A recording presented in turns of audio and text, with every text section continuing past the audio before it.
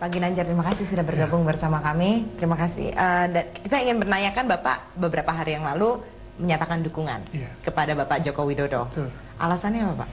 Ya banyak sih alasannya, tapi yang paling utama, saya memang tidak terlalu lama mengenal beliau, tapi sudah beberapa kali ketemu.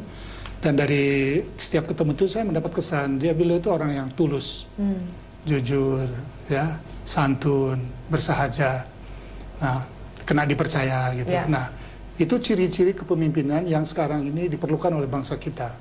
Bangsa kita ini kan perlu yang bisa diandalkan, bisa dipercaya. Jadi ada pada beliau. Nah, jadi kalau seorang pemimpin punya sifat-sifat seperti itu, dia insya Allah menjadi pemimpin yang amanah. Padahal anak Bapak sendiri, Agus Gumiwang, sudah menyatakan jauh lebih dulu mendukung Jokowi. Bahkan sempat akhirnya dimutasi dari Ketua Komisi 1 karena mendukung yang bukan dukungan dari partai sendiri. Atau kalau itu sudah berkonsultasi dengan ayahnya, Mas Agus? Dia nggak konsultasi saya. Dia putuskan sendiri, kemudian beritahu saya. Padahal saya waktu itu masih netral. Saya masih mengambil sikap netral lah, karena dua-duanya juga saya kenal baik kan. Pak Prabowo, Pak Hatta saya kenal baik, yang di sini Pak Yusuf Kala, Pak Jokowi saya kenal baik. Jadi agak sulit untuk membuat pilihan.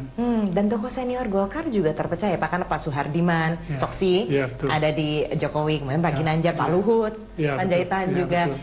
Ini apakah memang orang melihat Golkar memang suka main dua kaki lah di mana-mana, atau karena memang ini percaya akan pilihannya yang kepada Jokowi ini? Saya kira begini ya, kalau memilih partai, misalnya pemilihan legislatif ya, DPR, itu pasti partai.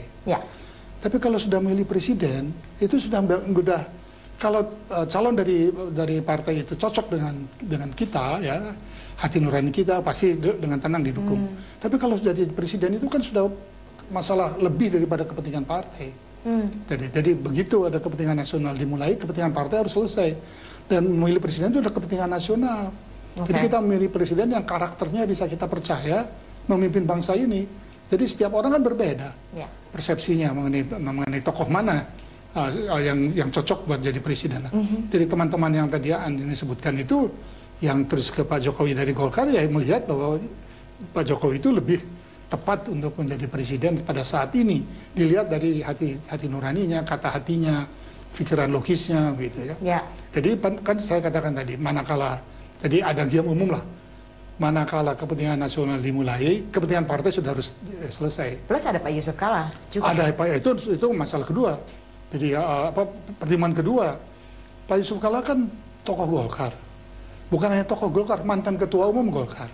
Jadi kalau di Golkar, ketua umum itu dianggap sebagai kader terbaik. Nah, kenapa ada kader terbaik di Golkar tidak kita dukung, malah partainya mendukung kader dari partai-partai lain yang waktu dalam pemilihan umum jadi lawan kita. Nah, itulah antara lain mengapa banyak tokoh-tokoh, antara lain tadi disebut nama Agus yang kesana ya, tentu jadi pertimbangan saya juga. Pak Ginanjar ini tokoh juga di Jawa Barat, dan seperti kita tahu Jawa Barat itu sangat krusial bagi pemilihan umum pada umumnya kan, karena memiliki daftar pemilih tetap tertinggi.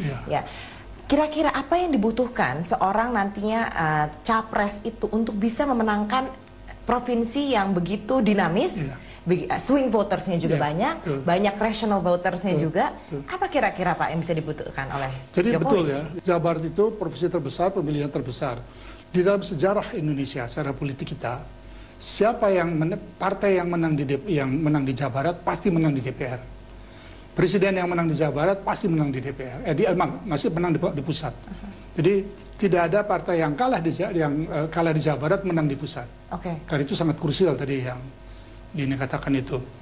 Karena Jawa Barat itu memang masyarakatnya masyarakat yang sangat dinamis, sangat relatif canggih gitu ya. Perguruan-perguruan tinggi yang ternama itu kan banyak terpusat di Jawa Barat. UI di Depok, IPB di Bogor, IPB di Bandung, dan itu dia melahirkan jadi suasana intelektual di Jawa Barat itu tinggi sekali. Dengan hadirnya dukungan Anda terhadap Jokowi, bisa membawa dukungan lebih banyak lagi nggak Pak kira-kira untuk dari Jawa Barat? Ya kita usahakan lah. Baik, kita upayakan.